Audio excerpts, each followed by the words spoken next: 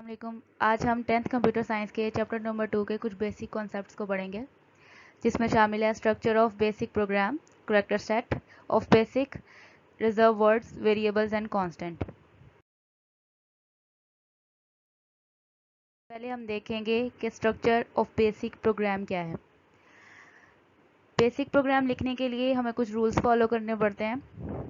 सबसे पहला रूल है कि बेसिक प्रोग्राम की हर स्टेटमेंट में को लाइन नंबर से स्टार्ट करते हैं। दूसरा रूल है कि हर प्रोग्राम स्टेटमेंट एंड स्टेटमेंट के साथ ख़त्म करना बेहतर है, लेकिन ये ज़रूरी नहीं। अगर आप नहीं भी लगाते तो कोई मसला नहीं होगा इससे। फिर इसके बाद नेक्स्ट स्टेप है कि एक ही लाइन नंबर आप बार बार इस्तेमाल नहीं कर सकते, यानी कि एक ही लाइन नंबर 2 या 3 स्टेटमेंट्स के लिए अलाउ नहीं है। इसके बाद अगर आप एक ही लाइन में एक से ज़्यादा स्टेटमेंट्स लिखना चाहते हैं तो उन्हें कॉलन से सेपरेट करेंगे। वेरिएबल डिक्लेरेशन के बगैर ही वेरिएबल इस्तेमाल होते हैं।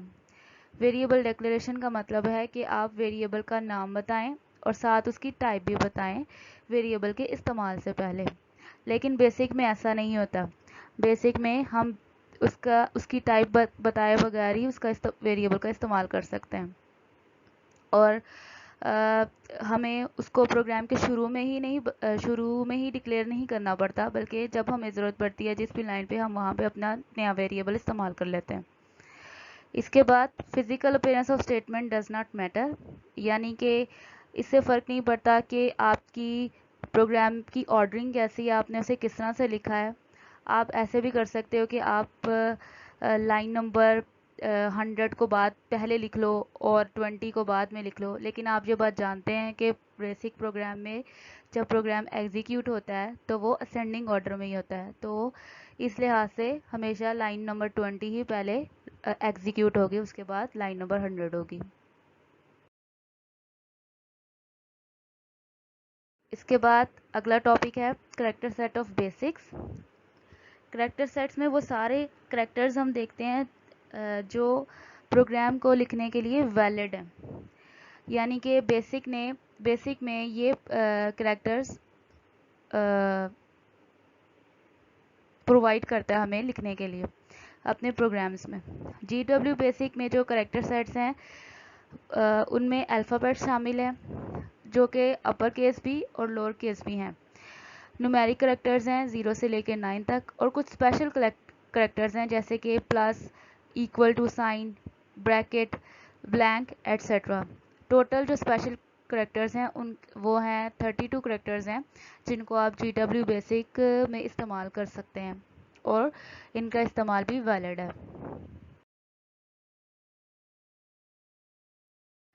इसके बाद है रिजर्व वर्ड। रिजर्व वर्ड को हम कीवर्ड्स भी कहते हैं। ये बेसिक लैंग्वेज में ऐसे वर्ड्स होते हैं जिनके प्री डिफाइंड मीनिंग होते हैं। प्री डिफाइंड मीनिंग से मुराद है कि इनका फंक्शन पहले से ही असाइन कर दिया गया है, ये अपने उसी फंक्शन के मुताबिक ही काम करते हैं आपके प्रोग्राम में, और इन प्री डिफाइंड वर्ड्स को आप दोबारा रीडिफाइन नहीं कर सकते किसी नए फंक्शन के लिए।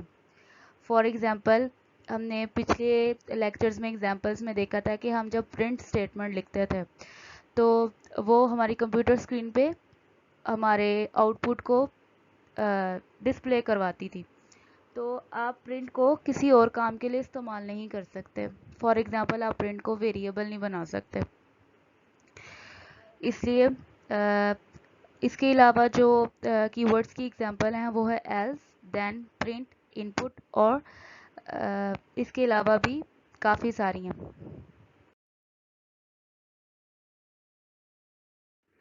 इसके बाद जो हमारा नेक्स्ट टॉपिक है वेरिएबल्स। वेरिएबल्स जो हैं वो किसी भी लैंग्वेज में एक अहम हिस्सा होते हैं।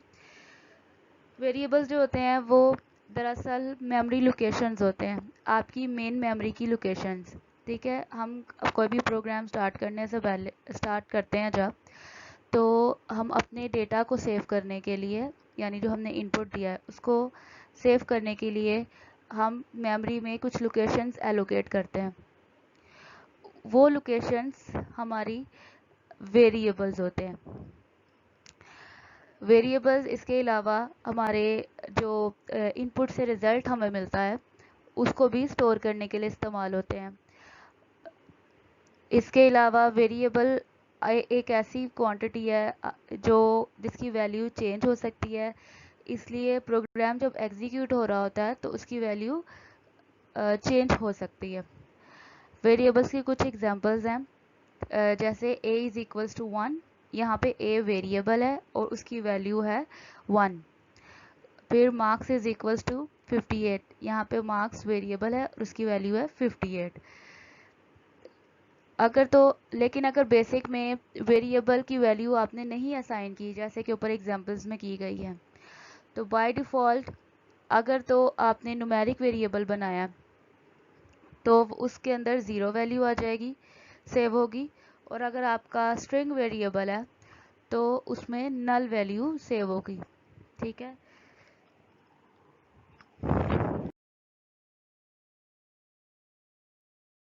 नेक्स्ट है कि हम वेरिएबल्स बनाने के लिए, कि नाम बनाने के लिए कौन से रूल्स हैं हमारे। ठीक है, रूल्स फॉर नेमिंग वेरिएबल्स। सबसे पहला रूल है कि हमारे वेरिएबल का नाम 14 कैरेक्टर से बड़ा नहीं हो सकता। अगर आपने वेरिएबल का नाम ऐसा चूज़ किया है जो 14 कैरेक्टर से लॉन्ग है तो आपके 14 कैरेक्टर्स तक ही आपके वेरिएबल का नाम सेव होगा, बाकी सारा कैरेक्टर्स डिस्कार्ड हो जाएंगे।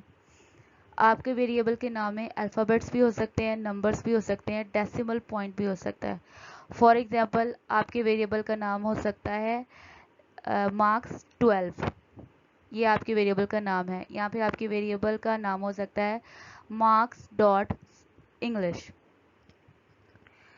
इसके अलावा वेरिएबल का जो फर्स्ट करेक्टर है वो हमेशा अल्फ़ाबेट होता है। आप वेरिएबल को कभी भी नंबर से, करेक्टर से शुरू नहीं कर सकते।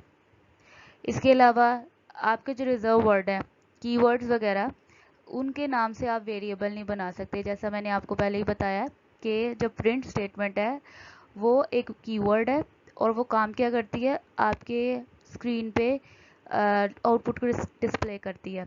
तो आप प्रिंट को कभी भी वेरिएबल के लिए इस्तेमाल नहीं कर सकते के नाम के लिए। इसके अलावा आप वेरिएबल में ब्लैंक स्पेस नहीं दे सकते। जैसे हम सेंटेंस लिखते हुए ये बीच में ब्लैंक स्पेस देते हैं, आप वो ब्लैंक स्पेस नहीं दे सकते। इसके अलावा लास्ट करेक्टर में भी स्पेशल टाइप डिक्लेरेशन करेक्टर्स, ये एक खास तरह के करेक्टर्स होते हैं, स्पेशल टाइप डिक्लेरेशन करेक्टर्स, जो आपके वेरिएबल की टाइप बताते हैं। इनको हम आगे देखते हैं।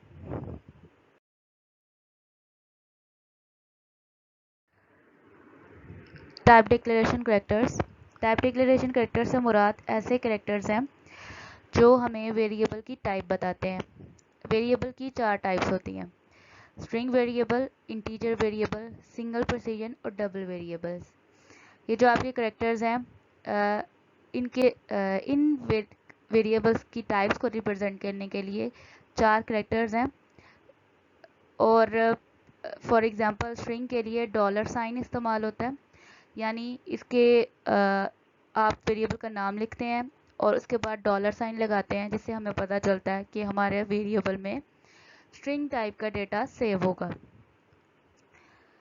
इंटीजर वेरिएबल के लिए आप परसेंटेज का साइन लगाते हैं और इसकी एग्जाम्पल में अगर देखें तो वो लिखा हुआ है एग्जाम्पल में मार्क्स परसेंटेज, जिससे हमें पता चल रहा है कि हमारा वेरिएबल इंटीजर टाइप का। सिंगल प्रिसीजन के लिए हम एक्सक्लेमेशन मार्क्स लगाते हैं और हैश सिंबल लगाते हैं डबल प्रिसीजन के लिए। मेमोरी में ये तमाम वेरिएबल अलग अलग तरह की मेमोरी, अलग अलग लेंथ की मेमोरी एलोकेट करते हैं। फॉर एग्जांपल जब हमारी स्ट्रिंग वेरिएबल है तो मेमोरी में उसकी लेंथ उतनी ही होगी जितनी कि स्ट्रिंग की लेंथ है टोटल। ठीक है। फिर इंटीजर वेरिएबल हमारी मेमोरी में 2 बाइट्स रहता है। आप जानते हैं कि 1 बाइट 8 बिट के बराबर होती है। ठीक है, यानी कि टोटल 16 बिट्स हैं इंटीजर वेरिएबल को सेव करने के लिए। इसके बाद सिंगल प्रिसीजन जो वेरिएबल है वो 4 बाइट्स लेता है और जो डबल प्रिसीजन है वो 8 बाइट लेता है।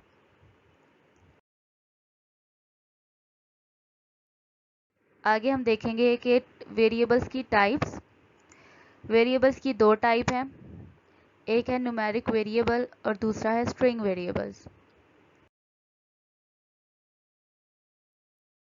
सबसे पहले देखेंगे कि न्यूमेरिक वेरिएबल्स क्या होते हैं। न्यूमेरिक वेरिएबल्स ऐसे वेरिएबल्स हैं जो आपकी न्यूमेरिक वैल्यूज़ को स्टोर करते हैं। ठीक है, न्यूमेरिक वैल्यूज़ दो तरह की होती हैं। एक होती हैं इंटीजर नंबर्स, जिनको आप होल नंबर्स भी कह सकते हो, और एक होती हैं सिंगल फ्लोटिंग पॉइंट नंबर्स, जिसमें आपके सिंगल प्रिसीजन वैल्यूज़ और डबल प्रिसीजन वैल्यूज़ आती हैं। Single precision double precision values आपकी पॉइंट वाली वैल्यूज़ होती हैं। आपकी जो सिंगल प्रिसीजन वैल्यूज़ होती हैं वो पॉइंट के बाद सिक्स डिजिट्स की 6 डिजिट्स आगे हम लिख सकते हैं सिंगल प्रिसीजन में, और अगर हमें इससे ज़्यादा वैल्यूज़ लिखनी है तो हम डबल प्रिसीजन वेरिएबल का इस्तेमाल करते हैं। अब बाय डिफ़ॉल्ट GW बेसिक में अगर हमने अपना टाइप डिक्लेरेशन करैक्टर नहीं इस्तेमाल किया वेरिएबल को बनाते वक्त, तो बाय डिफ़ॉल्ट हमारा वेरिएबल की type single precision variable consider की जाएगी। ठीक है, यानी वो डेसिमल फ्रैक्शनल पार्ट आप इंक्लूड कर सकते हो उसमें अपने वेरिएबल में बाय डिफ़ॉल्ट, इन केस कि आपने अपनी टाइप डिक्लेरेशन कैरेक्टर नहीं बताया। लेकिन अगर आपने टाइप डिक्लेरेशन कैरेक्टर बताया है तो उस के मुताबिक आपका वेरिएबल में वैल्यू सेव होगी। इसके बाद है स्ट्रिंग वेरिएबल्स। स्ट्रिंग हम कहते हैं आपके कैरेक्टर्स के सीक्वेंस को। ठीक है, मल्टीपल कैरेक्टर्स जब आपने एक साथ लिखे होंगे तो हम उसको स्ट्रिंग कहेंगे, और स्ट्रिंग को हमेशा डबल कोट्स में इनक्लोज किया जाता है, डबल कोट्स में लिखा जाता है। फॉर एग्जांपल स्ट्रिंग की एग्जांपल है in double quotes hello world. Hello world जो है यहाँ पे ये एक स्ट्रिंग है जो कि डबल कोट्स में लिखी गई है। आपके ऐसे वेरिएबल्स जो कि स्ट्रिंग को स्टोर करते हैं हम उसे स्ट्रिंग वेरिएबल कहते हैं। स्ट्रिंग वेरिएबल जो है वो न्यूमेरिक वेरिएबल से नेचर वाइज डिफरेंट होते हैं, क्योंकि इनके ऊपर ऑपरेशंस हम डिफरेंट तरह के परफॉर्म करते हैं। फॉर एग्जांपल हम स्ट्रिंग वेरिएबल्स को कंपेयर कर सकते हैं, कंकैटिनेट कर सकते हैं, लेकिन इन केस न्यूमेरिकल वेरिएबल्स जो होते हैं उनके साथ उनको हम ऐड भी कर सकते हैं, मल्टीप्लाई भी कर सकते हैं, सब्ट्रैक्ट भी कर सकते हैं।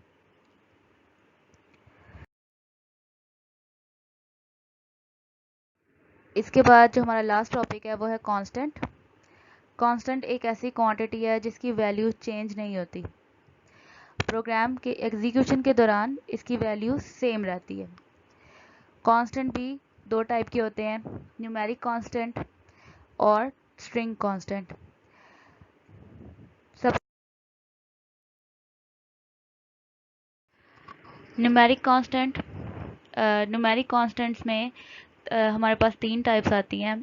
पहला कांस्टेंट है इंटीजर कांस्टेंट, फिर है सिंगल प्रिसीजन कांस्टेंट, फिर है double precision constant.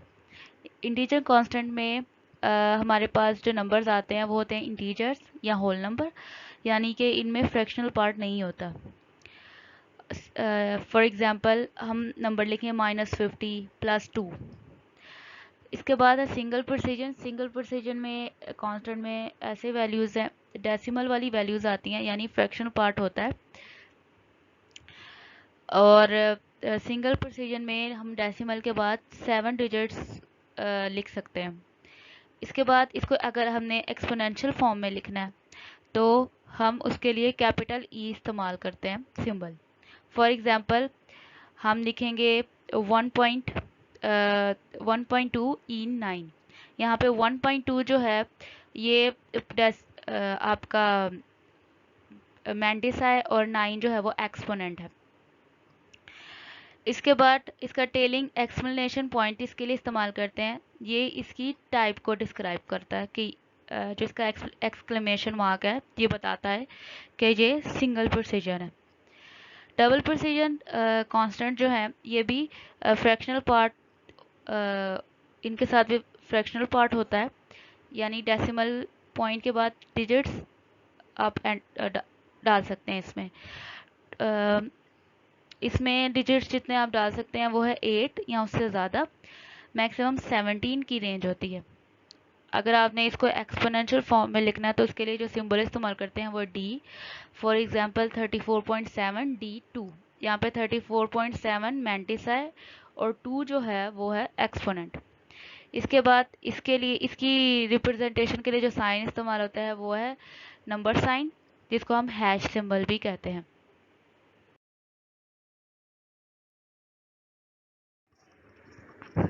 String constant जो है, इसमें हम अल्फ़ा न्यूमेरिक कांस्टेंट को स्टोर करते हैं। अल्फ़ा न्यूमेरिक करेक्टर्स ऐसे करेक्टर्स होते हैं जो अल्फ़ाबेट्स और न्यूमेरिक करेक्टर्स के कॉम्बिनेशन से बनाए जाते हैं। जो हमारी स्ट्रिंग कांस्टेंट है उसको हम डबल कोट्स में लिखते हैं। एक स्ट्रिंग कांस्टेंट की लेंथ 255 करेक्टर्स होती है, मैक्सिमम लेंथ। इससे ज़्यादा हम स्ट्रिंग कांस्टेंट की लेंथ नहीं बना सकते। For example I love Pakistan, ये एक स्ट्रिंग कांस्टेंट है और डबल कोट्स ये रिप्रेजेंट कर रही हैं कि इसकी रिप्रेजेंटेशन है स्ट्रिंग की। Thank you for listening.